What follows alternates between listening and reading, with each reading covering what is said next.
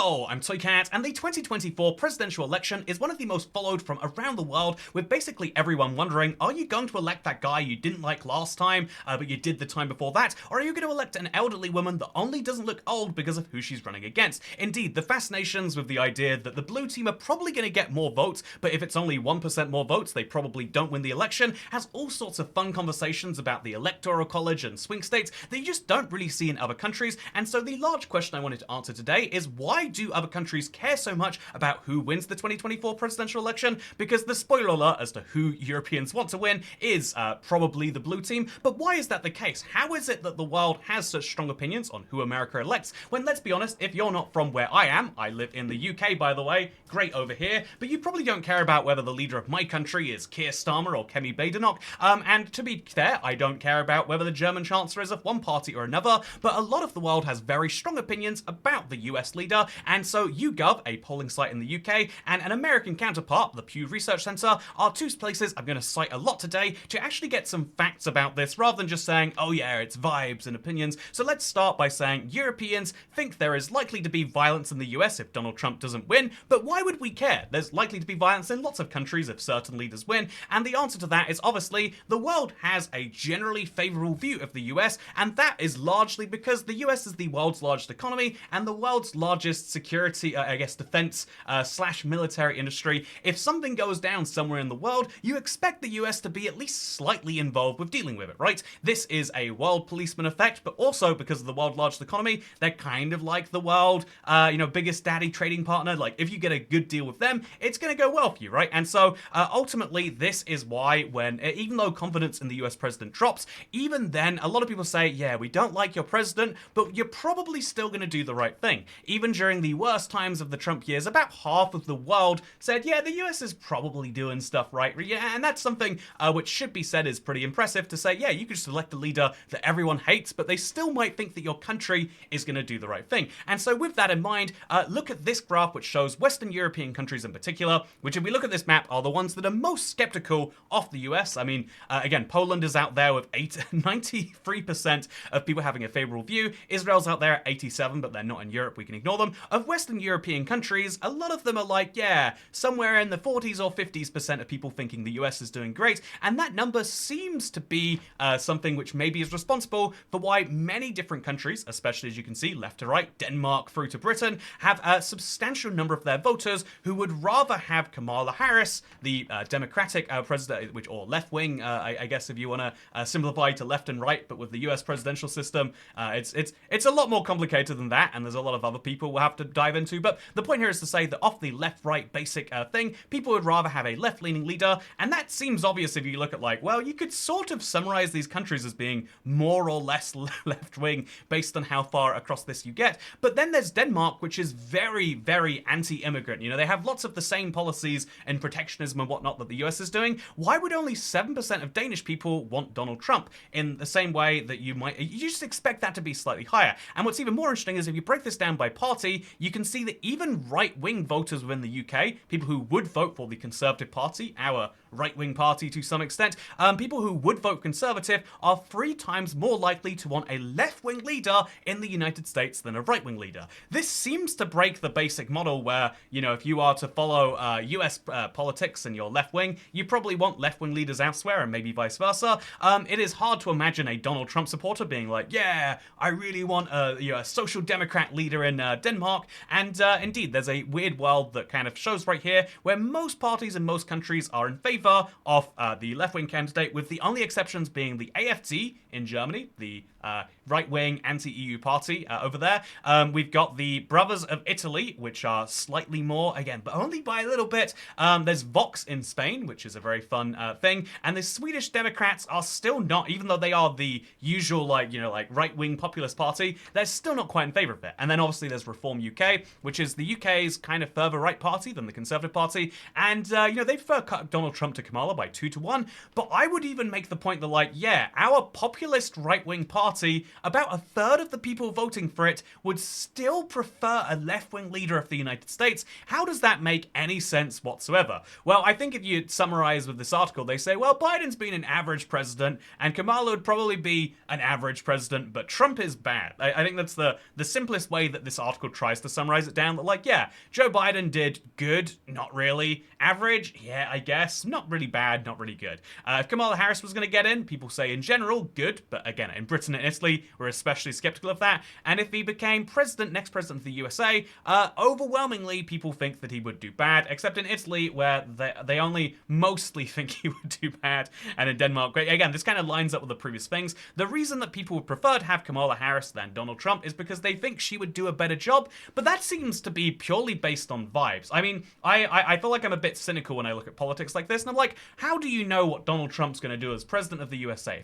If you try to learn about his policy platform, it's like, well, where Kamala Harris is talking about continuing tax credits for middle class and lower income families, lowering drug costs and eliminating junk fees. It says here that, like, well, Trump says he will overhaul key factions of the federal government, slash social safety net programs, and vow retribution against his political opponents. I think this is ultimately there is a whole fun conversation about the fact that, like, wait, so if this is the right-wing candidate and he sounds that bad, why don't people just vote for a different right-wing candidate? There is another one running, right? I don't know. I feel like these guys are probably left-leaning based on my very brief summary, but there's another right-wing guy running. Why don't people vote for him? Or there's there's a lot of different choices that people have. Why are they forced into voting for someone who sounds like this?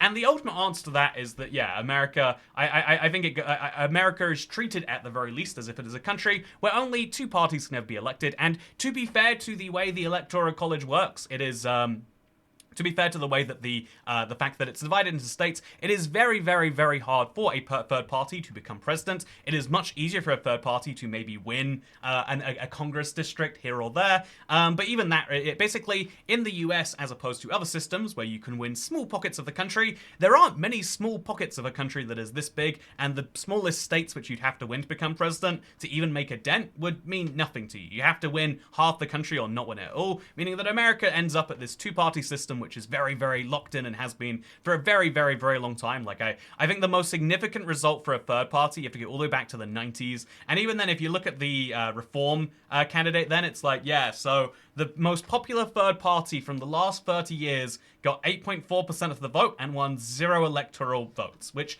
given that electoral votes are the one that decide Americans, that's why they do that. So that's a really weird point by itself, that, like, okay, the rest of the world and Americans have to also say, okay, we get one candidate, and once he's decided, if we don't like him, but we don't like the other one, we just vote for the lesser of the evils. And I have all sorts of thoughts on that we'll come into later, but for now, just keep that in mind as we say, okay, yeah, people are saying, based on the fact that there are any piece of news you'll read will be like, yeah, so his big political plans are retribution against his enemy, and so why do Europeans think that he will do bad?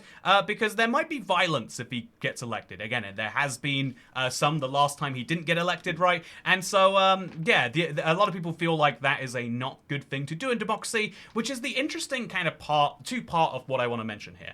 There is one big reason that people would say, if you are from the USA, there is one big reason why you might want to say, like, okay, if you're not from the USA, then you might just go down left-right-wing lines. But Donald Trump is a particularly unique US presidential candidate, and that he's not just right-wing, he's particularly isolationist right-wing. He is it is literally one of his policies, America first, right? He is always saying it, and that is a thing that means that even if you're a right, again, usually, say, left-wing people from different countries can say, let's be left-wing together and make our ideas link up. There are certain right-wing ideals, such as reducing barriers to trade, which other countries can get along with, but there is a particular brand of left-wingism. I would say you could argue like communism is sort of that to the extreme extent, but there's also a certain brand of right-wingism, which is isolationism and protectionism, which is really what the United States would be practicing under Donald Trump, or at least what he would like to practice, and that means that in the same way that you might love a Donald Trump if he was in the UK, you wouldn't love one in the USA, because if America puts America first and other countries second, that means putting putting you second. And although you don't get a vote on who gets to go there, that's why you probably prefer the person who doesn't say that than the one who is.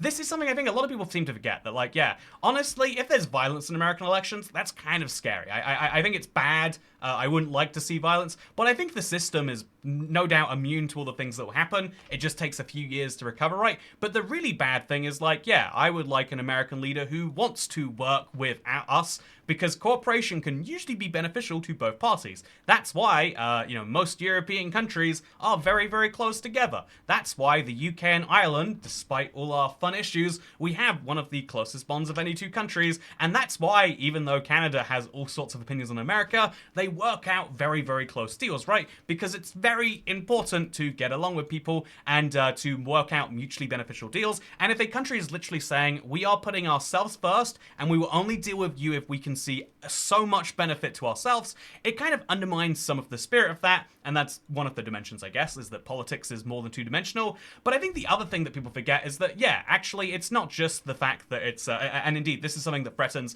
not just the idea that, like, oh yeah, so I mentioned that America is the biggest security partner in the world, and they make all sorts, under Trump, they would make all sorts of comments like, yeah, we wouldn't protect you if Russia invaded you and you didn't spend enough on your own defense, which is a very valid comment to make from an America First perspective. Like, we're spending 3%, 5% of our economy on the military. Why are you spending only 2% of your smaller economy? If you're the one under threat and we're entirely safe, if there's any more money that needs to come, it should be from you. It's a valid point to raise on the surface, but what that says to what that's actually saying to countries in Europe is, oh yeah, if we get invaded, America won't be there. The stable alliance part of this, the whole thing that keeps this whole thing running for us.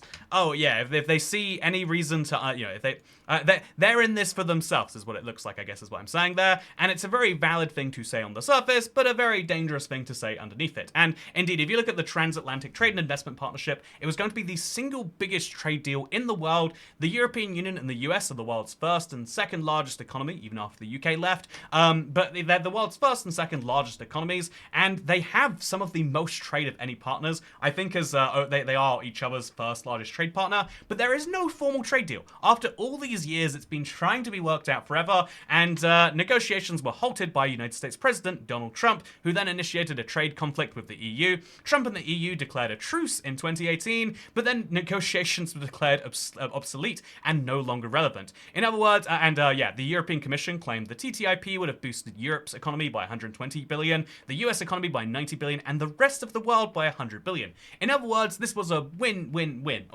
Literally, even if you weren't a part of this deal, every country in the world, African countries that the EU deals with, Mexico, which the US deals with, every other country would benefit from this increased efficiency and lowering of tariffs. But if you are America, you look at that and you say, wait, so you're getting 120 billion and we're getting 90. What's the deal with that? And as we've seen from the US, Donald Trump particularly renegotiating all sorts of weird trade deals, it's possible to renegotiate a trade deal to be better for yourself, but negotiating no trade deal is much worse. I guess to reverse the Brexit phrase here, no deal is much worse than a bad deal. A bad deal is better than no deal, if no deal means not getting all of that stuff, unless you're someone who goes, oh yeah, well, Donald Trump stood up for this. This big evil entity wanted to steamroll all over us and steal our jobs or whatever. Nope, don't like that very much. And ultimately, the US is wealthy enough that you're never going to notice not having another 90 billion in the pile.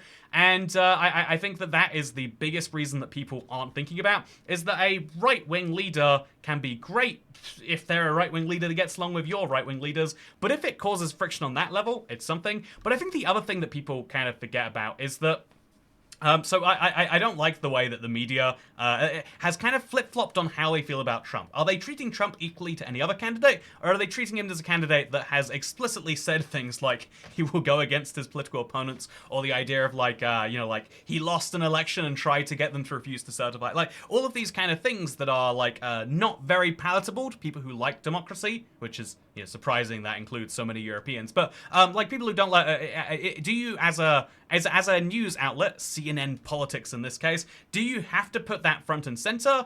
Or is it actually more important that you talk about all of the other things that he's going to do? Like, what are his strong takes on education? What's he going to do with gender care or the justice system or flying cars? Why is this an issue? That is not I've lost a tiny bit more respect for CNN on that one. But like the point here is, should you treat him like a normal candidate or not? And the media genuinely doesn't know, which means the people either don't know or get to decide for themselves. And I think that is one of the messier parts of it, is even if you like the US isolationism and you don't care about how it impacts your country, even if you just love the fact that someone who is an outsider, as opposed to someone who's gone through all the high-ranking female political officers. If instead of that you have, oh yeah, I hosted The Apprentice and I did real estate and also I won a presidential election without any previous experience, which is a cool piece of experience. But like, the point here is to say, even if you love all of that, it's still worth saying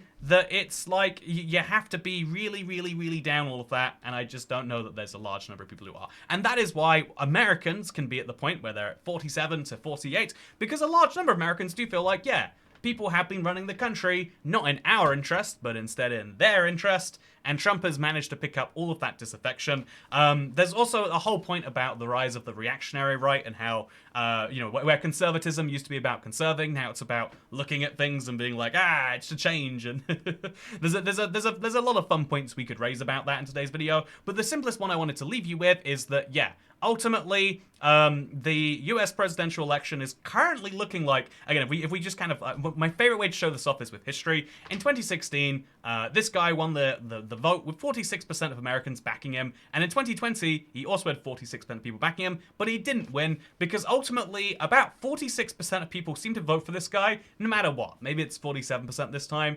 The only thing that actually seems to change is how many people vote for his competitor, and if, as things look right now, only 48% of people are willing to do that, again, this is opinion polls. Opinion polls have a margin of error by a couple of percent either way, but if only 48% of people vote for him, then in 2024, he will be the president once more. Which kind of shows that, one, I want to say, like, okay, it depends way more who you run against Trump than Trump himself. Trump is someone that people don't seem to have a huge excitement to vote for, but people have even less excitement for voting for his alternative. Or you could say, oh yeah, so what it is Trump is just more, what it is people don't want a woman for president.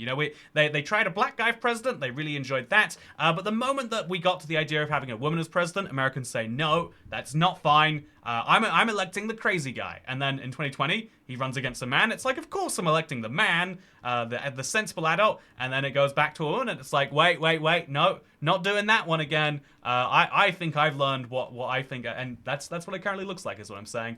With that said, I hope you enjoyed this video. If you are in the United States, I would say look into all the other candidates and make a point about how, like, you actually do live in an election where you get to decide how you vote for yourself. But I think that in itself counts as, like, or some people count that as influencing the election, like, oh, did you know you can actually vote for people you don't hate is a way of influencing it. So I'm not going to say that, because that's not my goal of this video. My goal is just to say, did you know Europeans are watching this closely too, and the reason we care is because our defense and our trade seems to be at least some amount linked to who is in charge of that big country over there, which is fun, I guess.